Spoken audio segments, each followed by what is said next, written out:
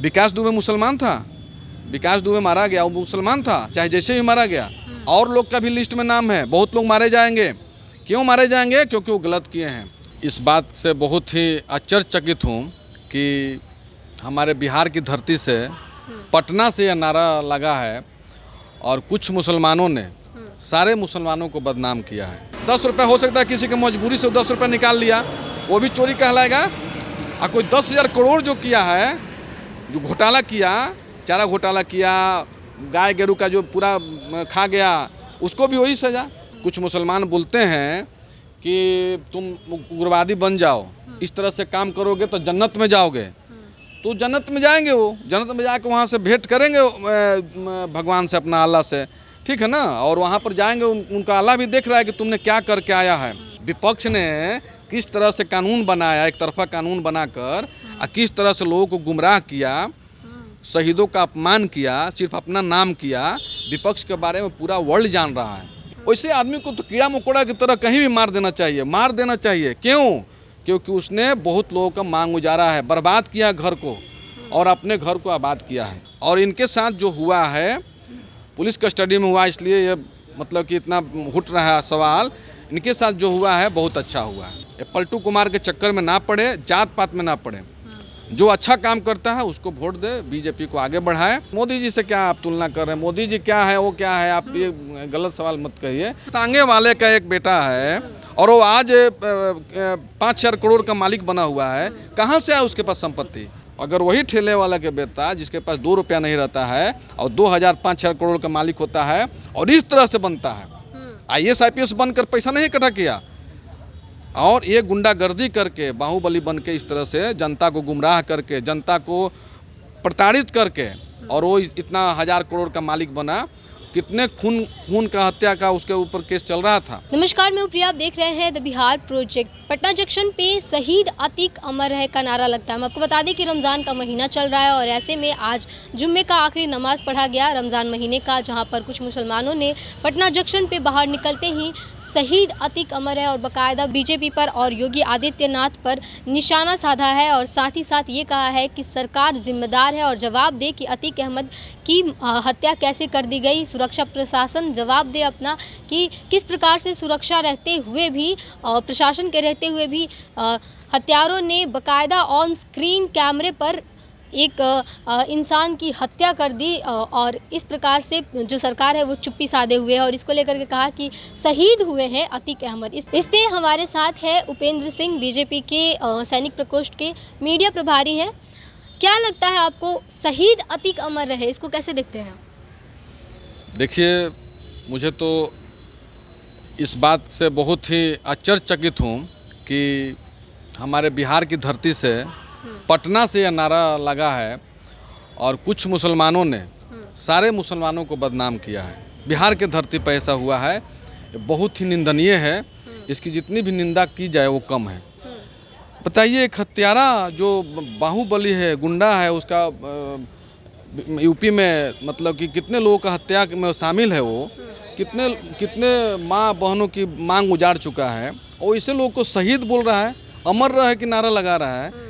तो ये तो सोचने वाली बात है कि किस मानसिकता के लोग हमारे बिहार में रह रहे हैं, पटना में रह रहे हैं। ऐसे मुसलमान जो यहाँ पर हमारे अच्छे मुसलमान भाइयों को भी बदनाम कर रहे हैं। सभी लोग ऐसे नहीं हैं, लेकिन कुछ लोग हैं ऐसे जो सबको बदनाम कर रहे हैं। बताइए, रमज़ान का महीना चल रहा है, वो नमाज पढ़ के निकल रहे हैं और उस आदमी के लिए शहीद का दर्जा दे रहे हैं। शहीद किसे कहते हैं?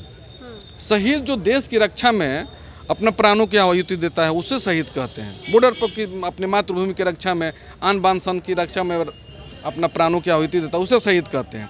इसने क्या किया है? इसका आप जन्म कुंडली निकल रहा है, पहले से भी निकला है। सपा की शासन में इसे फलने फूलने का मौका मिला। योगी आदित्यनाथ ने ये जो जितने भी बाहुबली हैं उनका लिस्ट निकला हुआ है। ऐसे भी वो कानून के शिकंजा में था और वो उसको फांसी की सज़ा होती। लेकिन मैं इतना कहूँगा कि पुलिस के कस्टडी में जो हुआ है ये नहीं होना चाहिए था। कानून उसको सज़ा देती, उसको फांसी की सज़ा होती, ये सब कुछ ठीक था। लेकिन पुलिस के कस्टडी में हुआ है तो ये चूक माना जाएगा। ये बहुत पहले भी हो चुका है। राजीव गांधी का भी हत्या पुलिस था वहाँ पर हो गई थी। इंदिरा गांधी की हत्या हुई, बहुत से लोगों के पुलिस कस्टडी में हुई है हत्या। तो ये एक घटना है, इसे हम लोग चाह कर भी नहीं रोक सकते हैं। अगर कोई पत्रकार के भेष में आकर बात करता है, उस समय गोली चला देता है, इसमें पुलिस भी बेचारा क्या करेगा। तो ये जो हुआ है, मेरे हिसाब से जो हुआ है उसका तो हत्या होना ही था, प्रशासन द्वारा होना था, कोर्ट द्वारा होना था।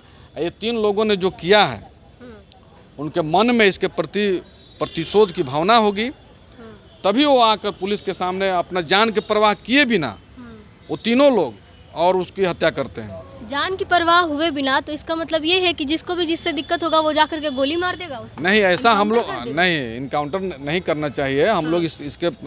लेकिन देखिए, मानवाधिकार इन लोगों के लिए ज़्यादा जग क्यों जाता है। पत्रकार लोग भी बहुत कवर कर रहे थे कि गाड़ी पलट जाएगी, पीछे पीछे दौड़ रहे थे, इसका क्या मतलब है। उस समय पत्रकार लोग कहाँ गए थे जब घर से उठाकर मार दिया जाता था। 13 जज जो है अपना तबादला करा लेते हैं इसका केस सुनने के लिए कि हम इसका केस नहीं, इसका बेल जो फाइल होता है उससे हट जाते हैं वो। उस समय कहाँ थे पत्रकार लोग भाई। जब वहाँ से चला था तो पीछे पीछे एकदम लाइव टेलीकास्ट हो रहा था, कहीं गाड़ी न पलट जाए, योगी जी गाड़ी न पलटवा दें। ये क्या मतलब है भाई। इतने एक दुर्दांत अपराधी जो है बाहुबली को इतना संरक्षण क्यों, ये संरक्षण दिया, उसको हाईलाइटेड किया गया। वैसे आदमी को तो कीड़ा मकोड़ा की तरह कहीं भी मार देना चाहिए। क्यों? क्योंकि उसने बहुत लोगों का मांग गुजारा है, बर्बाद किया घर को और अपने घर को आबाद किया है। वो किसी का कोई जात पात का नहीं, वो अपना सिर्फ भला किया है। 5 बार विधायक रह चुके हैं वो, 1 बार सांसद रह चुके हैं। हाँ, तो 5 बार विधायक रह चुके हैं, 1 बार सांसद रह। डरवा धमका कर वो वोट लेते थे। हाँ, डरवा धमका कर वोट लेते थे और डरवा धमका कर बाहुबली थे और तभी विधायक। और ये क्यों, अभी जो खड़ा हुआ था जिसको मरवाया था राजू पाल, वो क्या था, जब ये वहाँ से हटे तो राजू पाल खड़ा हुआ था उनके अगेंस्ट में, उसको मरवा दिया। तो ये तो ऐसे ही करते थे ना, इनका यही चरित्र है। और इनके साथ जो हुआ है पुलिस कस्टडी में हुआ, इसलिए ये मतलब कि इतना उठ रहा है सवाल।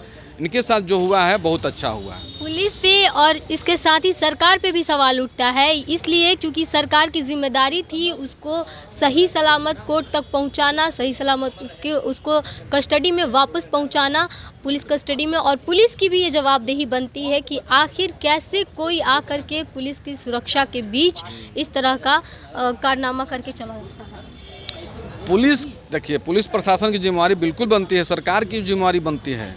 लेकिन आप लोग ये कभी नहीं बोल रहे हैं कि इससे पहले किसकी जिम्मेवारी थी। जब इतना गलत हो रहा था सब कुछ, उसको एक ठेला में तांगे वाले का एक बेटा है और वो आज 5-4 करोड़ का मालिक बना हुआ है। कहाँ से आया उसके पास संपत्ति। उस समय पुलिस प्रशासन और सरकार कहाँ थी।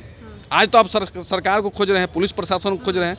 उस समय भी खोजना चाहिए था ना कि एक तांगे वाला के बेटा से आज बाहुबली कहाँ बना, कैसे बना ये बाहुबली। वैसे तो देखा जाए तो मोदी जी भी चाय बेच करके प्रधानमंत्री बन गए हैं। ऐसे तो कहना मुमकिन सही नहीं है ना। ये बेतुका बात है। आप जो बोल रहे हैं मोदी जी चाय बेचकर, तो मोदी जी छवि को बदनाम तो नहीं कर सकते ना। मोदी जी और उसमें मोदी जी से क्या आप तुलना कर रहे हैं। मोदी जी क्या है, वो क्या है, आप ये गलत सवाल मत कहिए।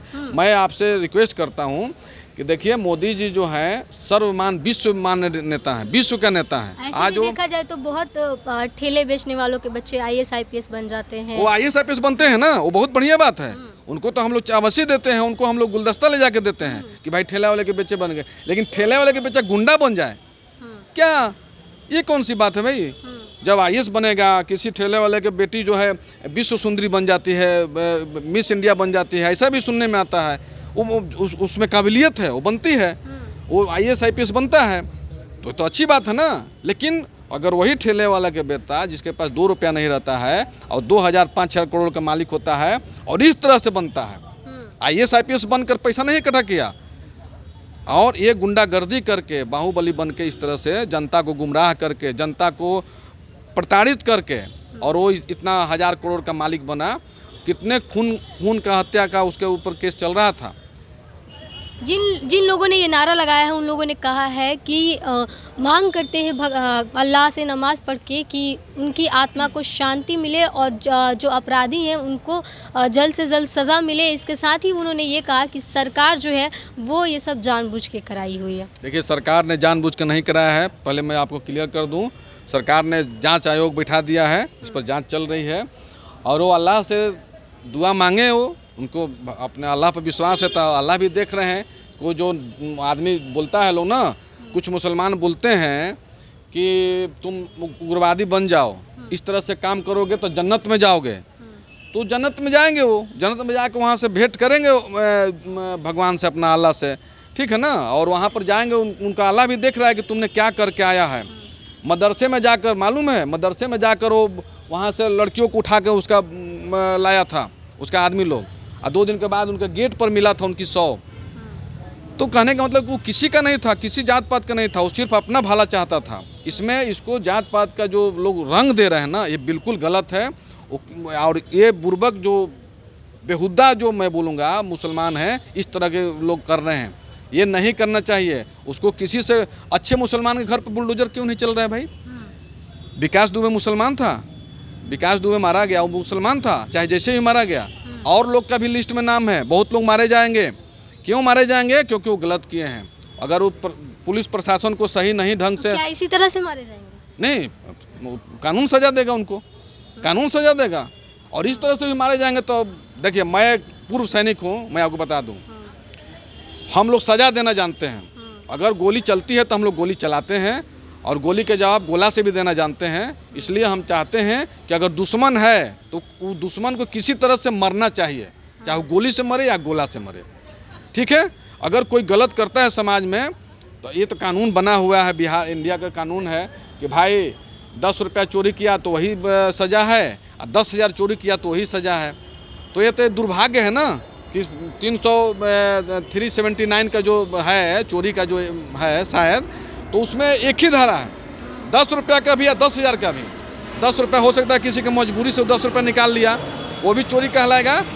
और कोई 10,000 करोड़ जो किया है, जो घोटाला किया, चारा घोटाला किया, गाय गेरू का जो पूरा खा गया, उसको भी वही सज़ा।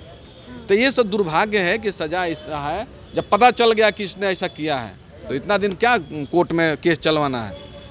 दे दो सज़ा, फांसी की सज़ा दे दो, गोली मरवा दो, जिससे दूसरे देशों में होता है, सामने खड़ा करा गोली मरवा दिया जाता है। वही बात कह रहे हैं जो विपक्ष बोल रहा है, वही बात विपक्ष क्या बोलेगा? हम देखिए, हम पूर्व सैनिक के नाते बोल रहे हैं, विपक्ष क्या बोलेगा? विपक्ष क्या क्या किया है पूरा देश जान रहा है, वर्ल्ड जान रहा है, देश के साथ साथ वर्ल्ड जान रहा है। विपक्ष ने किस तरह से कानून बनाया, एक तरफा कानून बनाकर, और किस तरह से लोगों को गुमराह किया, शहीदों का अपमान किया, सिर्फ अपना नाम किया। विपक्ष के बारे में पूरा वर्ल्ड जान रहा है, इंडिया के साथ साथ पूरा विश्व जान रहा है कि विपक्ष सिर्फ अपना भला किया और देश के लोगों के साथ नाइंसाफ़ी किया, देश को आज़ादी दिलाने वाले शहीदों के साथ नाइंसाफ़ी किया। तो विपक्ष के काम है कहना, विपक्ष को कहने दीजिए।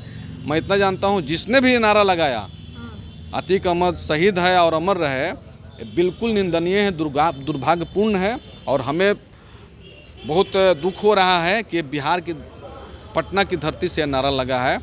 मैं अच्छे मुसलमानों से आग्रह करूंगा कि इस तरह के लोगों से बचें और देश के विकास में भागीदार बने, बिहार को आगे बढ़ाएं, जात पात से ऊपर उठकर, और बिहार के विकास के लिए बीजेपी को चुने, एनडीए को चुने, ताकि जैसे केंद्र में देश पूरा आगे बढ़ रहा है, 5वीं अर्थव्यवस्था बना हुआ है, आने वाले समय में और आगे जाएगा। तो इसलिए बिहार को भी आगे बढ़ाने में पलटू कुमार के चक्कर में ना पड़े, जात पात में ना पड़े, जो अच्छा काम करता है उसको वोट दे, बीजेपी को आगे बढ़ाए।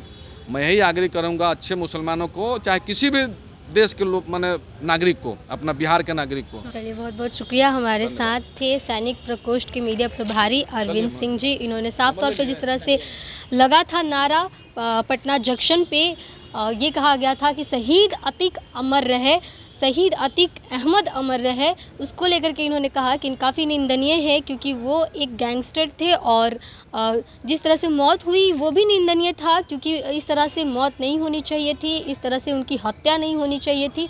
लेकिन बावजूद इसके भी अगर उसको शहीद कहा जाए तो ये सही नहीं है, क्योंकि अतीक अहमद कोई सैनिक नहीं थे। बहरहाल बने रहिए हमारे साथ, देखते हैं द बिहार प्रोजेक्ट। धन्यवाद।